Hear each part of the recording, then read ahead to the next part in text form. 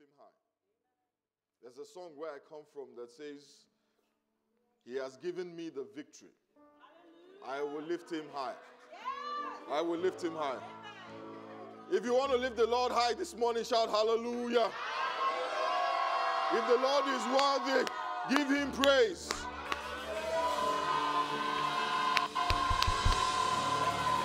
Amen. Amen. Hallelujah. Amen. We bless the name of the Lord. This morning I'm preaching a sermon that I have titled, It's Not You, It's Him. You know, when you want to break up with somebody, say it's not me, it's you. Well, in this case, it's not you, it's him. Amen? Praise the name of the Lord.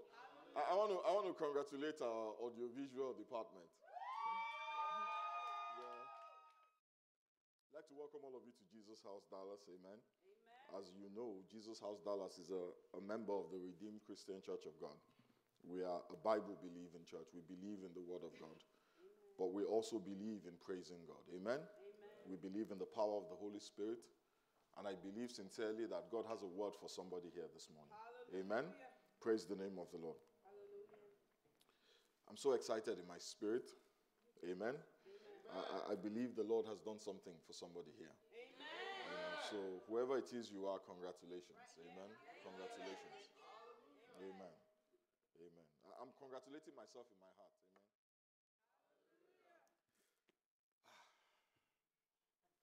Amen. Rest in the Lord. Amen. Rest in the Lord. Okay, so on Thursday, it's Thanksgiving, right? And families all over this great country will sit down to eat their turkeys. How many people have gotten their turkeys yet? Amen. Yes, I've got my turkey, and it's a big one. And they will be eating their turkeys with cranberries and sweet potato. But some of us will be eating our turkeys with jollof rice. Amen. And one thing, whatever you're eating your turkey with, one thing that is common across the board in every home in this country is that we are all thinking, or we should all be thinking about what we are thankful for. Amen. What are you thankful for? Imagine you were on that Thanksgiving table and you're about to eat and the turkey smells good. And the question is asked, what are you thankful for? What are you going to say? As for me, I am grateful for my wife. My wife is the best thing that has ever happened to me. And I don't say that because she's here. But I am grateful for my wife. I'm grateful for my kids. I'm grateful for my extended family, my brother, my sister, Chioma, the girls, Abigail, Olufemi. I'm grateful for my brother in London, Tola, and his wife and his kids. I'm grateful for my father, that the Lord has kept him up till this time. I'm grateful for the Lord's provision. There's food on our table. If you go into our pantry, there's food to last us months. If you go into our refrigerator, there's a lot of food in there. I am grateful for his protection. I'm grateful that a few days ago, I was almost in an accident that would have traumatized my family and even the church. I'm grateful for his covering over my life. I'm grateful for the blood of Jesus that makes sure that when the contrary spirits pass, they pass over me. I'm grateful for his presence in my life. I'm grateful for the Holy Spirit that counsels me, that leads me into all righteousness. We look at our lives and we see all of these wonderful things that we know only God could have done for us. We all understand that the Bible says every good and every perfect gift comes from God. But have you ever wondered why? Why does God bless us so much? David said, what is man that thou art mindful of him? Or the son of man that thou considerest him? When I look at my blessings, I am moved to ask, who is Femi that you would bless him with such a wonderful wife? Who is Femi that you would bless him with smart kids? Why am I so blessed? I know many of us may be sitting out here thinking, well, you know what, Pastor, I wish I were in your shoes. But I tell you something, you are blessed. Amen. Amen. You are a lot more blessed than you even realize. Amen. Amen. And then you know what? I thought to myself, like many of us think to ourselves, I know why I've been blessed. I'm a good guy. I'm a good guy. No, jokes apart. I'm really a nice guy. How many of you know me very well? No, it's not wash. I have done an analysis of my persona. I am a great guy. Amen? I'm not perfect. But I'm a nice guy. Faith, right? God should bless me. What are you talking about? Look, I help old ladies cross the road. I do. Amen? I don't steal. I not only go to church, I preach in church. Amen? I pray for the sick. I take time out of my life and I help people. Why should God not bless me? I serve God. I tithe, even when it's tough. Isn't it obvious? That is why God blesses me. And that is what many of us think. We are blessed because we deserve it. We are blessed because we do the right things. We have succeeded because we made the right decisions. We have moved further along than a lot of the people that we see because we have taken the right steps. We have money because we operate under sound accounting principles. You know, we look at our lives and we attribute it one way or the other to ourselves. Things are going well for us because we are holy. Why won't God bless me? I don't commit adultery. I don't fornicate. Why won't God bless me? I fit the criteria of somebody who should be blessed. Turn your Bibles with me to the book of Luke, the 13th chapter. Luke 13. I'm getting some echo. Amen. Luke 13. Thank you. I don't like echoes. Hallelujah. And this is Jesus speaking to the disciples. There were present at that season some that told him of the Galileans, whose blood Pilate had mingled with their sacrifices. That word mingled can also be translated mixed. And Jesus answering said unto them, suppose ye that these Galileans were sinners above all the Galileans because they suffered such things? I tell you, nay. But except you repent, you shall all likewise perish. Or those 18 upon whom the tower in Siloam fell and slew them, think ye that they were sinners above all men that dwelt in Jerusalem? Jesus Christ is asking a question. He's saying to the disciples, all of these folks that bad things happen to, do you think it happened to them because you're better than them? Do you think it happened to them because they were adulterers and fornicators? You think that they were worse than you? Let me show you something else in Isaiah 64.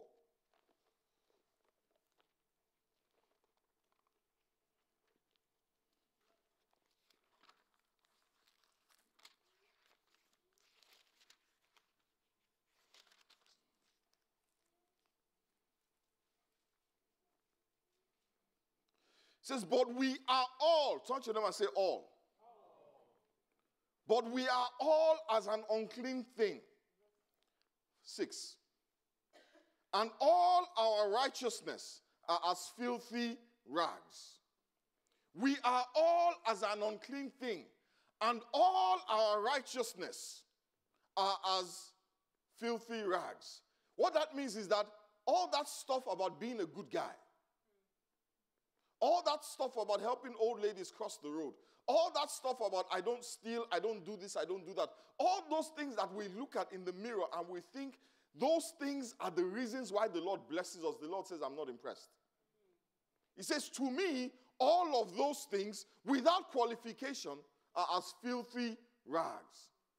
And when you read these scriptures, you start to wonder, if my righteousness is not acceptable, if my righteousness is not the criteria for deliverance and salvation, then what is the criteria? Let me tell you, let's read the story in Joshua, the 2nd chapter. I'm going to run through this really quick. Joshua chapter 2.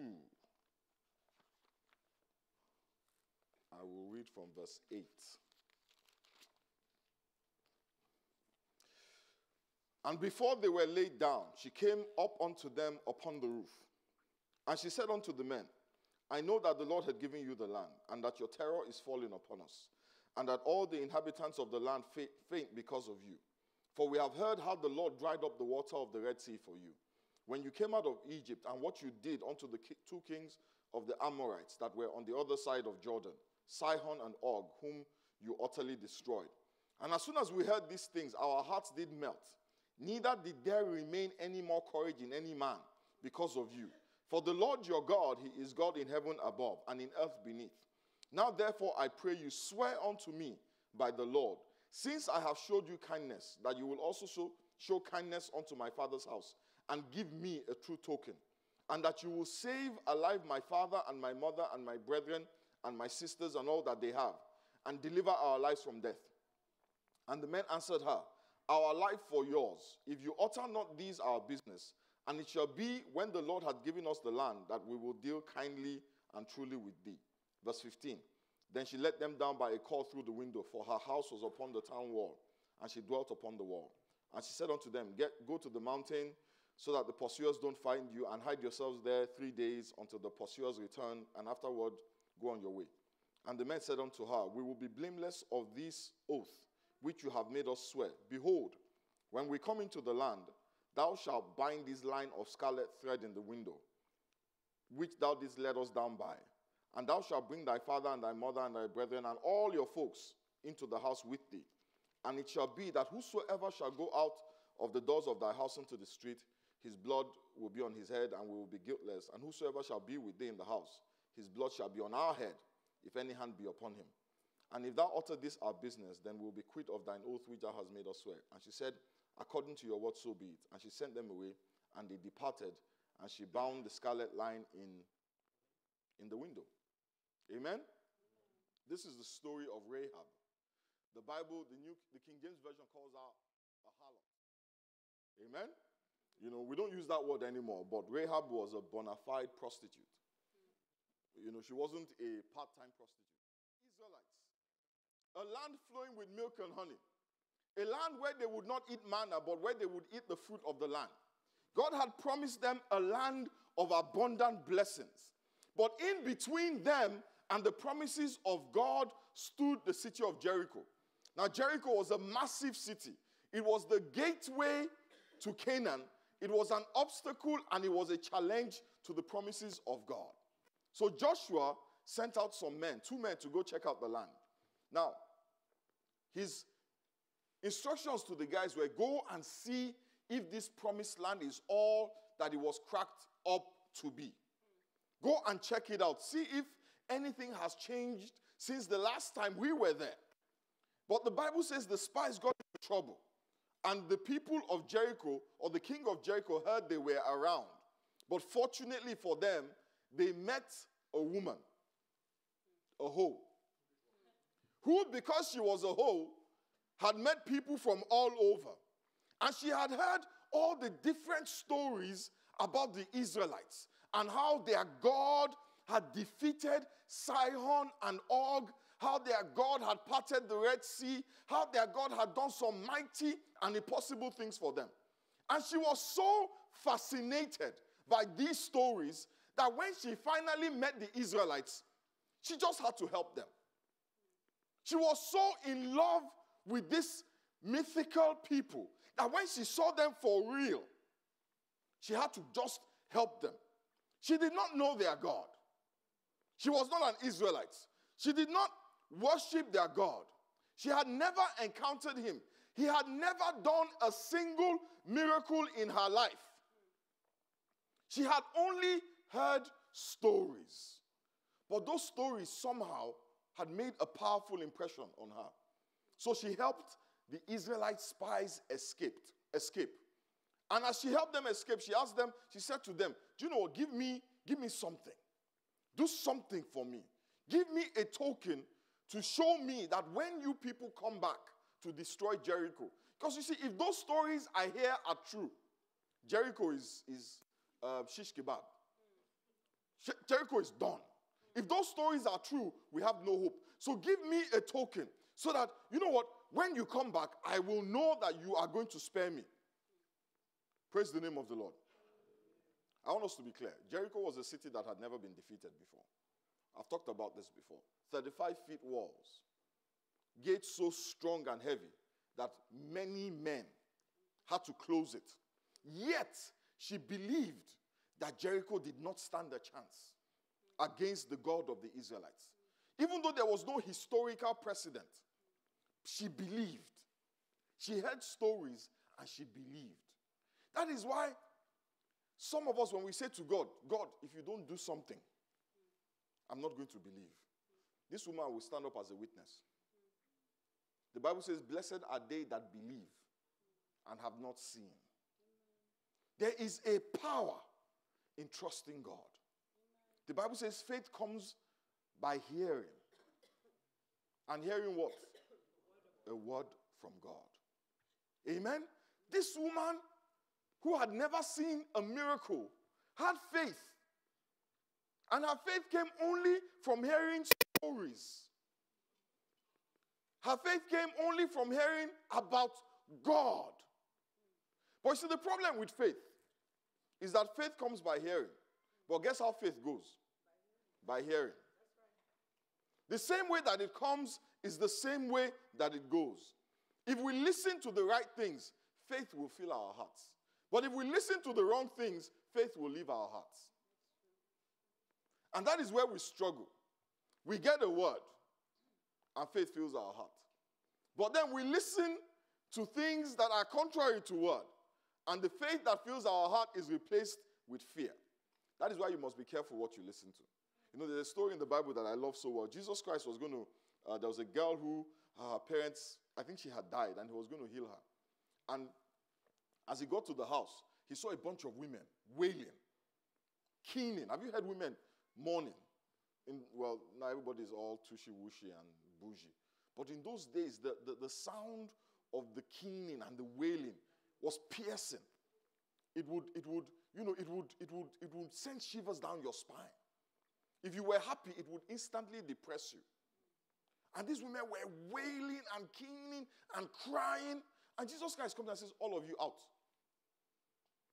But, no, out. You two, out. He kicked all of them out of the room. And I've always wondered, why did he do that? Is it that, you know what, is it that he was so heartless and he wasn't moved by their emotions? No, Jesus Christ understood that as long as those women were wailing, her parents would never believe. So he had to separate the people from the reminder of their problems. So he asked those people to leave. And as soon as they did that, faith filled every heart, and the girl rose from the dead. It is hard to have faith when you are hearing the wrong things. Let me do a quick aside. It is not everybody that loves you that needs to know your problems. Let me say that again. It is not everybody that loves you that needs to know your problems. You see, because some people, when they hear your problems, they make it worse. Not because they hate you, but because they love you. And because they are fatalistic. And because they are cynical. And because they are pessimists. So when you tell them your problem, they start to wail and they start to cry. And they magnify the problem in your own mind. And then it becomes hard for you to trust God. They love you, but they can't help themselves. They can't see your God.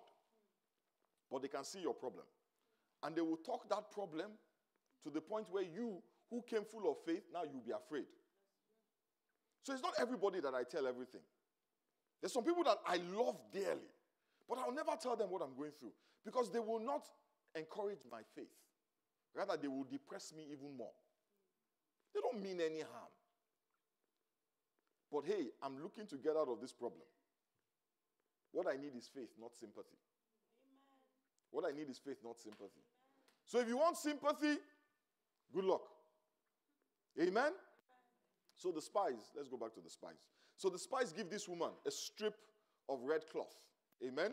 I was going to get red cloth, but somehow I got sidetracked. They gave her a strip of red cloth. And she was supposed to hang the strip of red cloth, through the window, amen, of her house. So that when the destruction of Jericho came, when the day of judgment came, she and her family would be saved. But the spies made it very clear to her that as long as she was in the house that had the red cloth hanging out of the window, she would be fine. But if they stepped out of that house, good luck. Whatever happened, happened. Amen?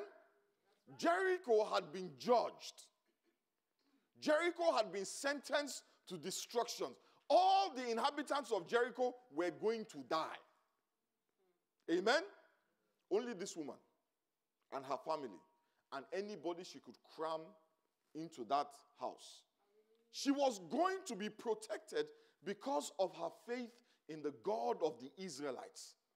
And the strip of cloth that she hung out of her window was a symbol of that faith. It demonstrated that, you know what, she believes. Amen. Now the spies did not say to the woman, find any strip of red cloth and put it in your window. They gave her the red cloth. They gave it to her. It had to be the one they gave her, because any old cloth just won't do. Hallelujah. This is very, very, very important. Let me tell you something. The Bible says the soul that sins was what? Must die. Let's turn our Bibles to Hebrews, the 9th chapter. Hallelujah. Hebrews 9, verse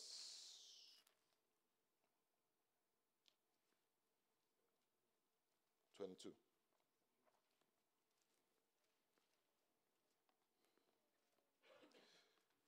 And almost all things are by the law purged with blood. And without the shedding of blood, there is no remission of sin. Without the shedding of blood, there is no forgiveness of sin. Amen? Now that was the problem with Jericho. Jericho had been judged, and everybody in Jericho was going to die. But that strip of red cloth was symbolic of blood that had been shed. Amen. And that was why that house was going to be spared.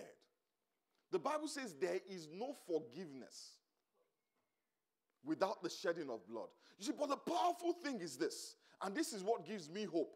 It does not have to be my blood. Amen? Amen? Amen. For me to be forgiven, it doesn't have to be my blood. Now, in the Old Testament, let me tell you what they did. They took the blood of bulls and goats. And that was enough. We have a new covenant. Amen? Amen. We don't work with the blood of bulls and goats. Some people, do you know there's still people who call themselves Christians who are still killing bulls and goats to make atonement for sin? Even chickens. I know a guy, in his house, he has a prayer closet. Literally, he built a closet specifically for prayer in his bedroom. And every once in a while, you'll see him going up to pray with a chicken. And I'm serious. And you hear him praying, "Oh Lord, our God." And then you hear the chicken squawking. He's twisting the neck of the chicken and dripping the blood on something. He believes he's a Christian. But the Bible says the blood of Jesus has been shed once and for all. Once and for all. Amen? That is why Jesus went to the cross. So that anybody who accepts his sacrifice, his blood will become a substitute. A real and lasting substitute for their blood. So his blood takes the place of your blood. That is why the Bible says in the book of Isaiah, he was wounded for our transgressions. He was bruised for our iniquities. The chastisement of our peace was laid upon him, and by his stripes we are healed. I did the crime, he does the time. Hallelujah. It is not you, it's him. Amen. The blood, the cloth they gave to Rahab represents the blood of Jesus. It represents the blood of Jesus. Amen? Amen? And the only reason why the blood could protect her was that the blood declared her to be righteous. The blood made her righteous. Let's turn to 2 Corinthians 5:21 as I close.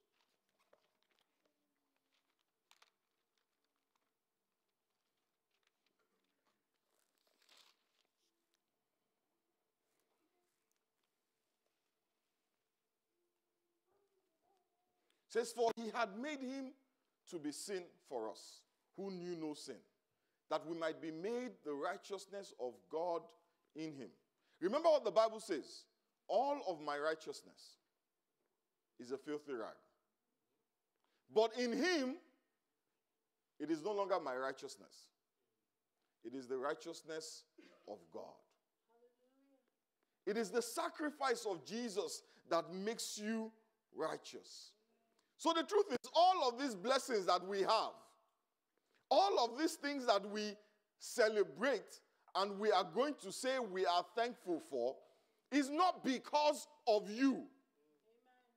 It is because of the righteousness of God, which we did nothing to earn. Amen. As long as I am in Jesus, I am righteous. As long as I am in Jesus Christ, I am not only righteous, I am qualified. Hallelujah. To be blessed. Amen? Amen? And that is such a powerful thing, because every promise of God's blessings has a condition. And that condition is righteousness. It's righteousness. God will not bless you, listen, if you are not righteous. And by yourself, you can never be righteous.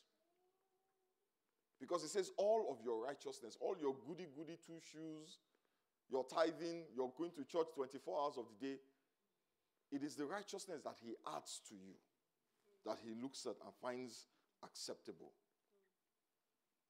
That is why when we receive a blessing and we think it is us, we're making a mistake. And that is why many of us, when we don't receive a blessing, we still think it is us. Then we have a problem. The truth is, it's not about you. It is never about you. It is always about him. And that is what I am thankful for in this season. That it's not me. It's him. Amen. So when I sit down to celebrate, I'm celebrating him. Because he is the foundation of all my blessing. That is what I am thankful for in this season. That God added righteousness to me. Amen. And once he adds righteousness to you, everything else follows.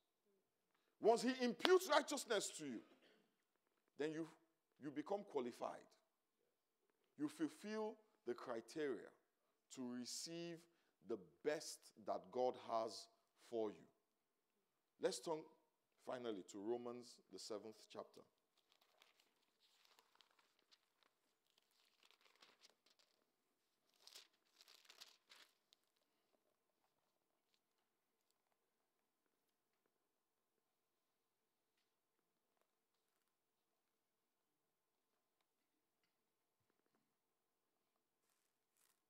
Sorry, the 4th chapter.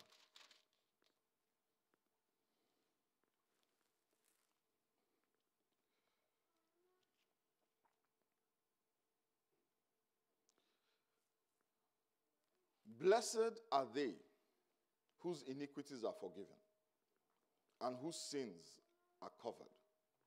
Blessed is the man to whom the Lord will not impute sin. Blessed is the man to whom the Lord will not impute sin. Blessed is the man whose iniquities are forgiven and whose sins are covered. I'm that guy. Hallelujah. Amen. Now that is why I celebrate. That is what I am grateful for. That my sins are not imputed to me. That my iniquities are forgiven. Amen. I want us to take a minute and just pray this morning. Thank you, Lord. David said, blessed is the man. Blessed is the man whose sins are not imputed to him, whose iniquities are forgiven, whose sins are covered. And that is exciting to me. That is like, wow. That is what we're celebrating. That is what I'm celebrating. That is what I am thankful for. More than anything else. More than anything else. Because without this, none of those other things would be. None of those other things would be. Father, we thank you and we bless you. Almighty and ever-living God, we give you praise. There is no one like you, O God. Nobody compares with you. We come before your throne of grace and mercy this morning. Father, we come to thank you that you have covered our sins, that you have forgiven us our sins, that, Father, you do not count our sins against us, that when you look at us, what you see is the blood of Jesus. We thank you, Father, for the blood of Jesus, the blood of sprinkling that speaks better things than the blood of Abel. Father, this morning, we give you praise and we give you glory. In the mighty name of Jesus, we pray. Amen. Amen. Give the Lord a praise for that word. Amen. Awesome word today. Awesome word today. It's not me, it's him. How many believe that? Amen. Praise the Lord. Amen. Praise God. Pastor preached the gospel this morning. That it's the righteousness of Christ that we freely receive when we believe that causes us to be acceptable to God. And Jesus said this, if you have freely received, we should what? Freely give. Amen. Paul said in Romans 12:1, therefore I urge you, brothers, by the mercies of God. And the mercies of God is that free gift of righteousness that we receive. Pastor just preached about. Amen. To present